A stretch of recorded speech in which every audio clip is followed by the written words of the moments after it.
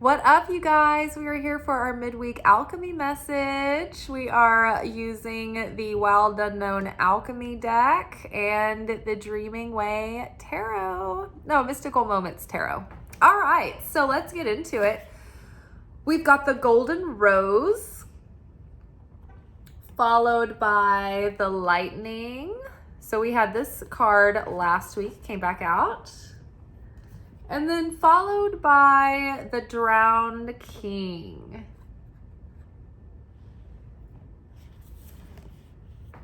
Underneath the Golden Rose, we've got Chariot. Underneath Lightning, we've got Eight of Wands. And then underneath the Drowned King, we've got the female emperor. Not the empress, but the female emperor. And not the emperor, but the female emperor. So if you guys have followed this channel for a while, you've gotten to know this tarot deck. And this particular tarot deck has, so with the emperor, there's a male emperor and a female emperor. And with all the kings, there's a male king and a female king. And so to me, the way I read them is that the queen is the mastered feminine elements of the suit. The king is the mastered masculine elements of the suit. And the female king is like the integration of both the king and queen mastered in one all together in the suit. They, the king and the queen have different qualities and different nature. So to be able to integrate the masculine qualities of a suit and the feminine qualities of a suit in mastery, it creates this whole other fusion of being. And so this particular deck chose to include a female king and emperor, and I'm not sure why they intended to do it, but that is how I have interpreted these characters in this deck. So to start off, we have the Golden Rose. I love this message because it meets us right where we're at. It's like speaking right to this feeling that we're making progress, but there's still more that we have not yet reached, and it still feels like there's this mystery that we have to solve in order to get where we're going. And so the Golden Rose represents, the rose itself represents the alchemy and the process of alchemy. And the Golden Rose is like the ultimate mystery and the ultimate achievement and the pristine building of the vessel in its ultimate form. And so the center here is concealed by a pearl, ironically enough, or actually appropriately enough, a pearl of wisdom. And the way that the rose is described, it's like the center of the rose is almost like an infinite kind of thing. You can't see the innermost center of the rose. And the bloom has like an outward spiral and an inward spiral. And so one can just look into it and be mesmerized and be drawn into the mystery of the rose, looking for that center, that innermost hidden part, but it won't ever be revealed. And so this represents both the creator and the innermost parts of the self.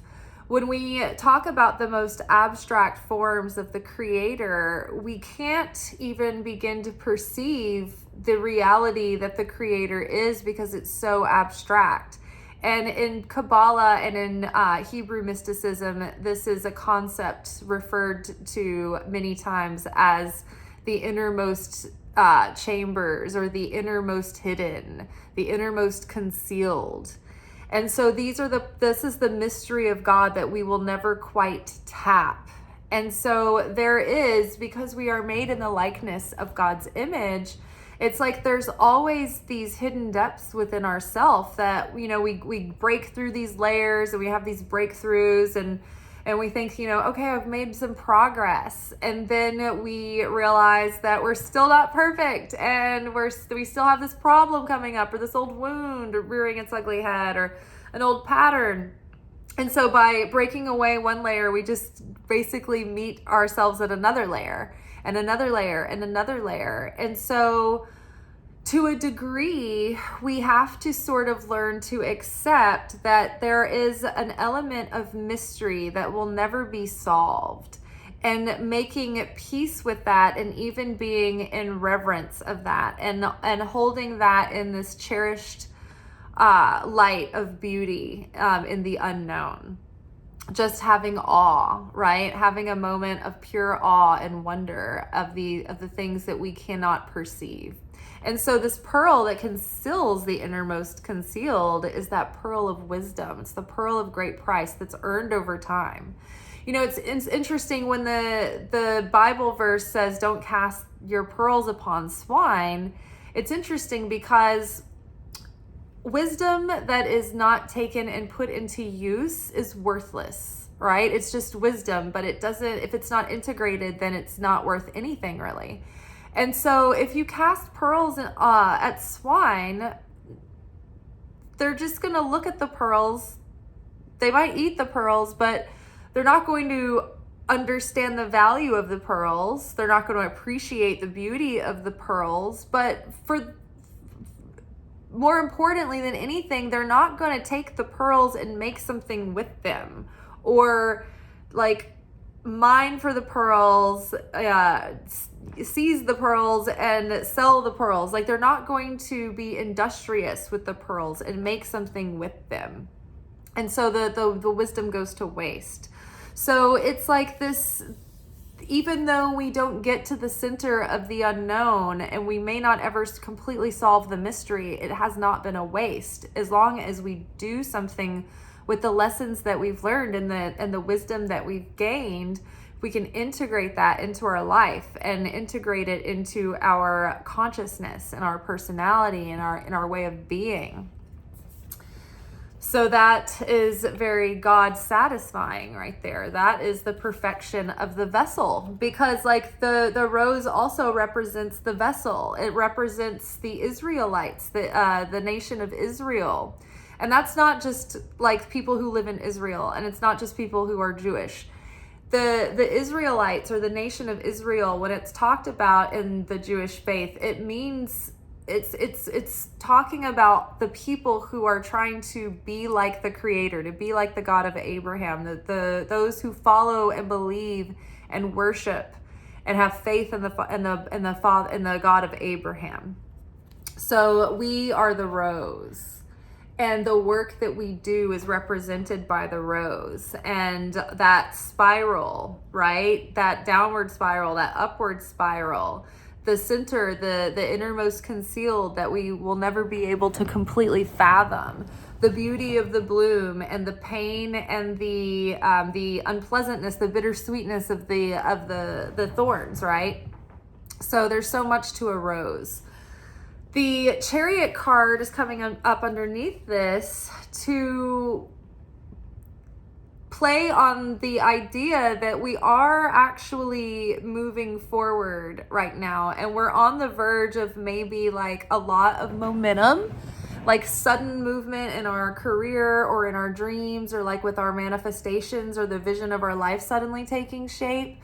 Whatever like desires that you have that are like dear to your heart and soul that you've been trying to work towards for a long time, or even just like getting to a place within yourself where you feel at peace and at home and harmony and ease and abundance and faith and being able to trust the Creator.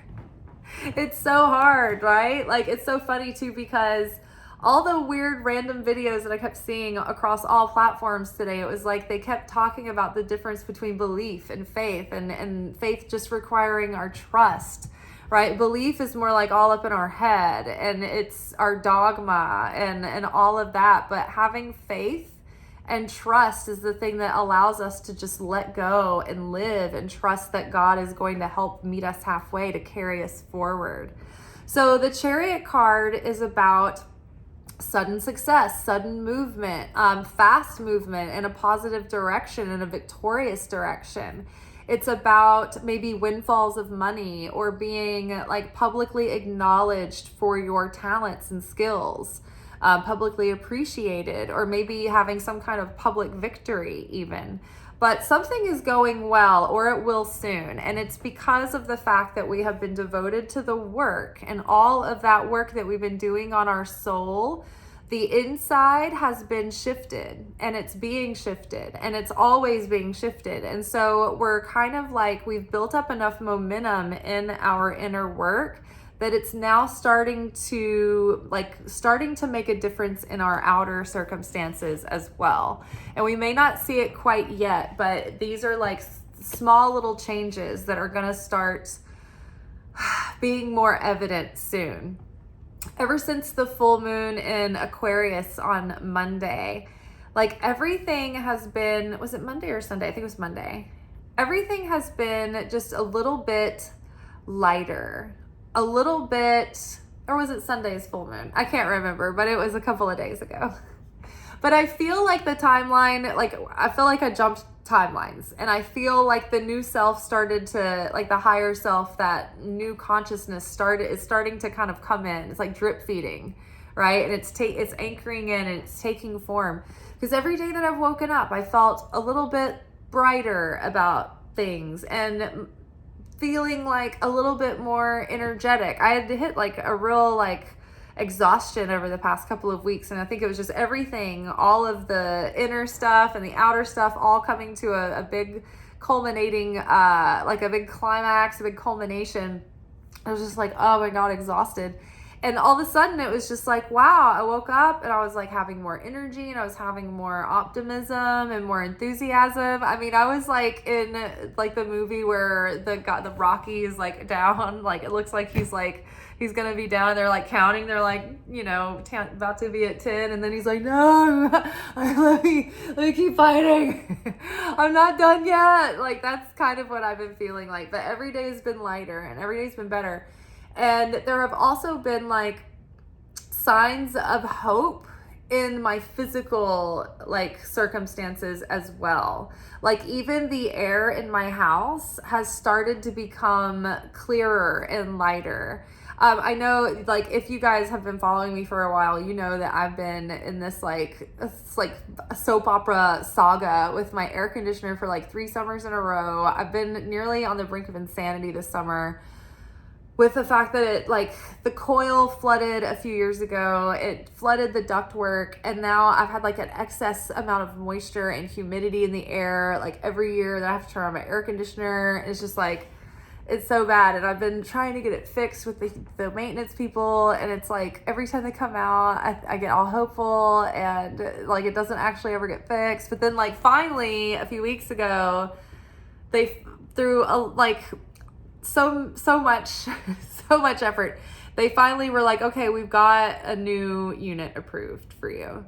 But they came and installed it, and I was so excited because I thought that would fix everything, and it did not, because they had switched out some of the wet ductwork, but not all of it. And so I've just still been sitting, even though I was so excited, it was over, finally the ordeal is over. It's it's still been it's still been wet air, and I've had to run the dehumidifier all day, every day. But the last couple of days, I've noticed that the dehumidifier could run longer before it fills up.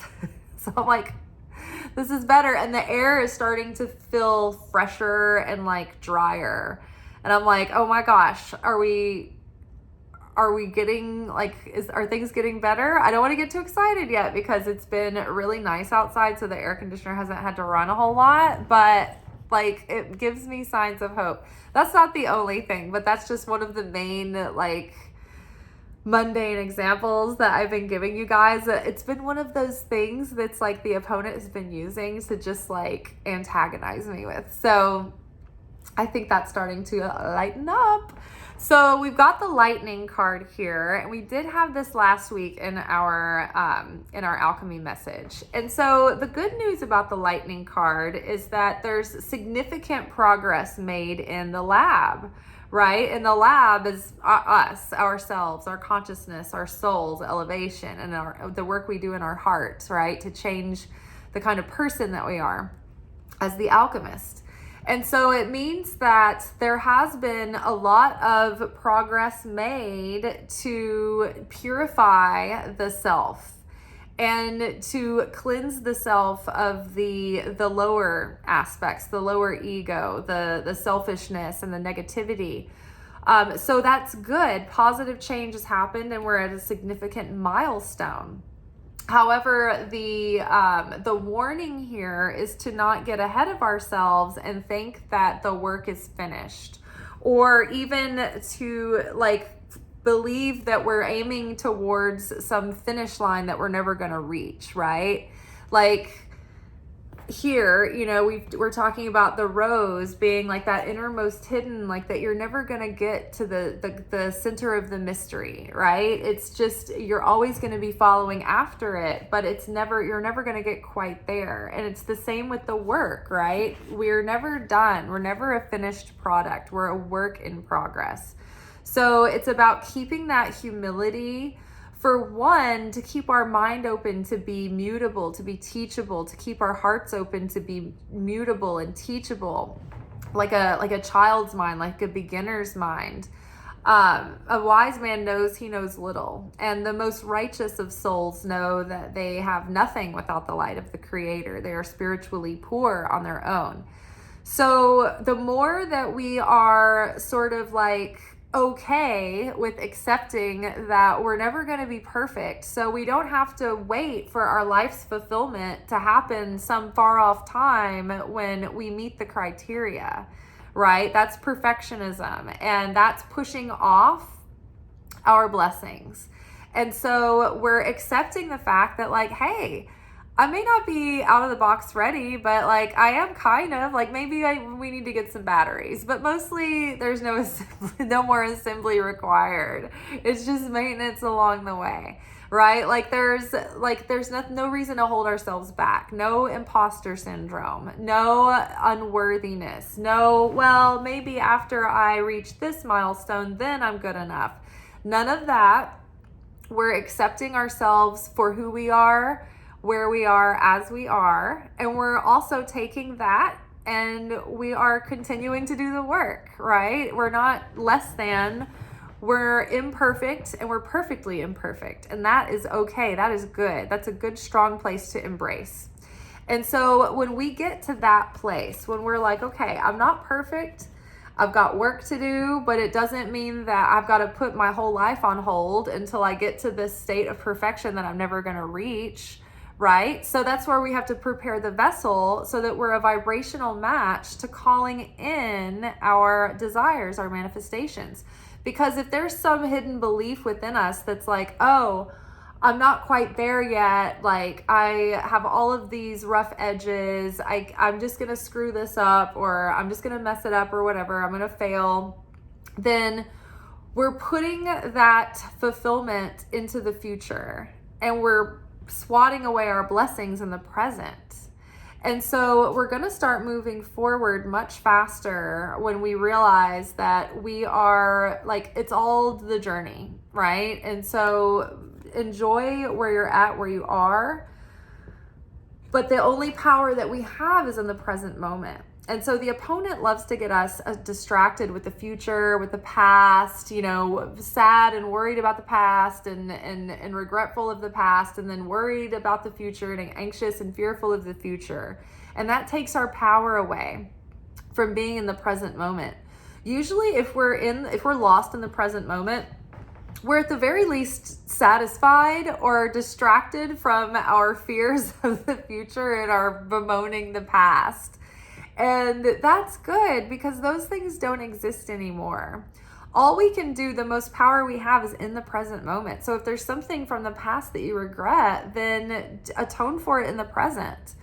If there's something in the future that you're worried about, then take proactive and divinely inspired action in the present. But we don't have to do that with fear and loathing, right? We can just do it with peace and with a level head and a sober mind. And so that's kind of like reason will alleviate like the inner conflict that's causing us to struggle. But I really feel like positive, fast movement is coming in soon. Maybe even like messages and communication here. The Eight of Wands has to do with like being really busy, good busy, a lot of communication, possibly even travel. So that's all kinds of fun. But I think like there could be some of that in the material world going on as well. But I think a lot of this is coming like through on the inside. It's like we're getting all these messages and insights and pings to follow, to go do this, to go do that. I've got an intuitive hit to do this and that. And so then it could actually result in literal messages and communication happening and lots of places to go and people to see and things to do, or trips and travel. So then we have the drowned king here, the Rex Marinus, the Rick Moranis card. So the drowned king is about like that, like the death of the ego, basically. It's about ego death. And the emperor here, the feminine emperor, the specific notes on this card talk about, in a positive way, they talk about how the feminine emperor has her subjects on strings because she knows, she's got a bigger view of the picture than they do. And so she knows what's best for everyone. And she's kind of keeping everyone on a short leash to keep everybody safe and in line. And, you know, she's ruling in a way that is convincing and inspiring people. And she's effective at effectively convincing people of what to do and like how to lead people in that way. Well, this card paired with the drowned king in the context of the rest of the reading, I feel like is saying we need to like allow that part of us that thinks that we know best to just go ahead and drown away. We're trying to get over these parts of the ego that are trying to control everything by being one of the ways that the ego is trying to control everything, because the ego knows best, right? I don't want you to have this opportunity. I don't want you to do this thing or to go there or to say that. I don't want you to go out of your comfort zone or grow from this level that you're in, because the ego feels like it's going to be obliterated, right? So the ego's like, I know best. And what we've been examining all week are the defense mechanisms and the inner conflicting desires and conflicts that came from the inner child who is trying to protect us, right? And trying to do their best to keep us safe and to keep us alive. And so that part of the ego is like, trust me, I know best here. I know the best thing to do. And I've even caught myself doing this like recently, like, you know, and the workplace is a great place to do spiritual work, because it's the place you go every day and you see the same people and you have to work together as a team, and you may or may not like the way people do things. And I am an anal retentive piece of shit. Sometimes I am. I can be OCD. I can be like perfectionistic. I can be very much like Madonna as a pop star. Like, she's so perfectionistic. You don't think of Madonna like doing things sloppily or whatever. And so sometimes I just don't like the way other people do things. And my first like jump to conclusions is, this is wrong. You did it wrong. And I stop. And this is the soap opera playing out in my mind. But in my mind, I stopped myself the other day and I was like, no, it's not that this person did this wrong. It's just that I don't like the way that they did this, because it doesn't produce enough of the end result the way they did. They're doing it inefficiently. And so I just had to check myself, right? And that's that emperor coming up that's like a bit too controlling, maybe. You know, it's like the emperor is the most mastered version of all the kings. And so this is that tendency where it's like, oh, I've done a lot of spiritual work. I'm really good in all these areas. I've mastered all of these things. And so then it's like getting really high and mighty and getting haughty and thinking that you know best and you know better than everyone else. And if it's not your way, then it's wrong. And that's basically true. No, I'm kidding. But yeah, so we're letting go of that part of ourselves, right? Because this is that, right? That part of us in the lab that's like, oh, I've made all this progress. Time to close shop. no, we still have work to do. That the pitfalls of thinking that the work is over is landing us into this attitude. The self-righteous, over-controlling, over-domineering, critical, judgmental part of us that can easily start stirring up and creating division, right? And this week we've been talking about how unity can create health and wellness and blessing and abundance. It creates more of the blessings and abundance, whereas division, if you are adding to or creating division within a group, within your tribe, within your community, then that will take away from your blessings, and it will choke your abundance and even your health and your well-being and your quality and length of life. So just checking in, we've been integrating and accepting and healing and elevating the shadow self. We've been tending to the inner child and soothing the inner child and reparenting the inner child. And we've been maybe disciplining our inner child so that the inner child isn't running the show. You know, what happens when you look at a family dynamic and the child is in charge? It is a really ugly sight, right? You've got a spoiled child and you've got two spineless adults who have lost all of their, they've been completely emasculated by this child, right? And everyone in the situation just looks a little bit like you're just kind of turned off by the whole thing.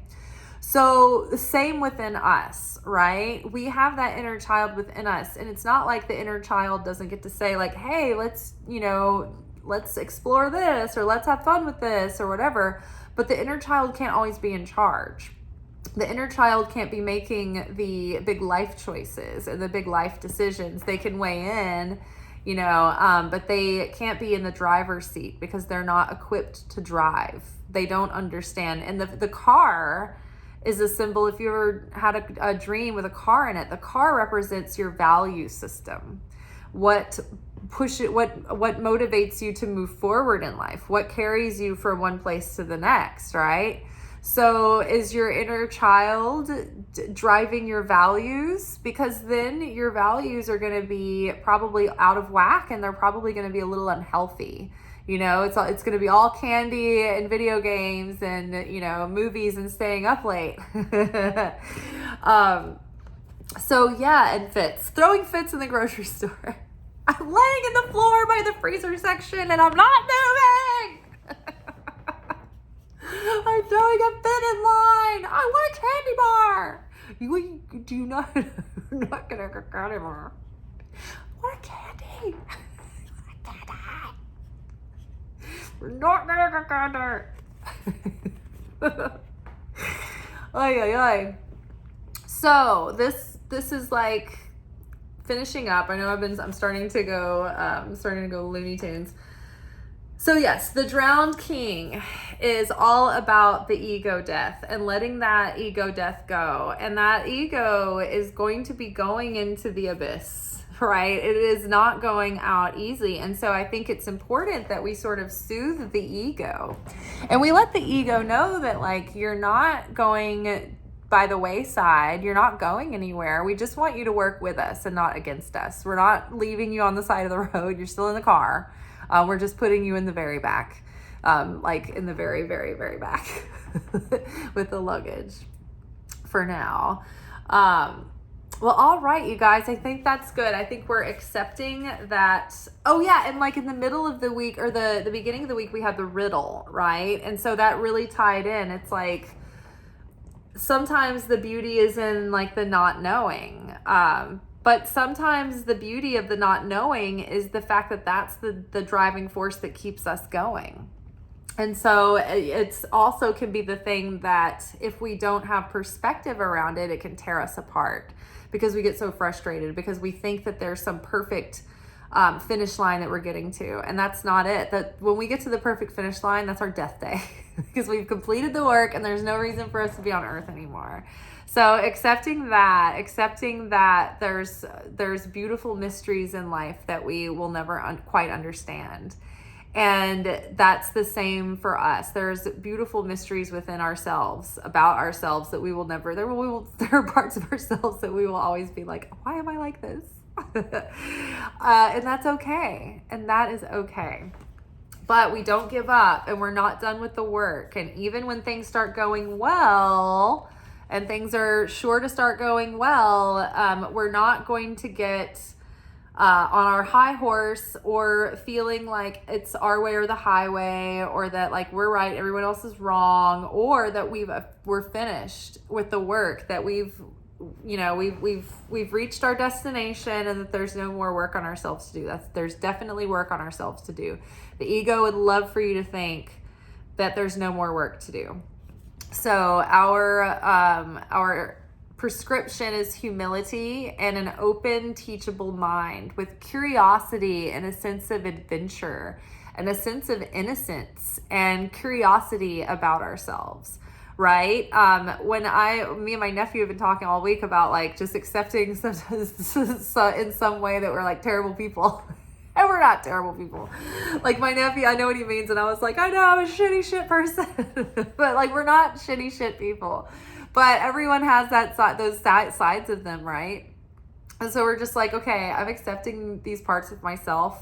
I'm not going to keep battling against them. I'm just going to keep nurturing and keep healing and try to keep having a sense of curiosity and a sense of playful wonder about this, and a deep humility and a seriousness to want to heal and change, but not to the degree that I'm going to berate myself and hate myself or beat myself up or feel unworthy or less than because of it. All right, you guys, good things are coming. Chariot and 8 of Wands in a reading together. I'm pretty excited about that. That's pretty encouraging. All right, you all. We will be back tomorrow for our weekly romance, oracle, and tarot reading. Ooh, taking a look at see what's going on in our love lives. So join me for that. And until then, may peace be with you. Ciao.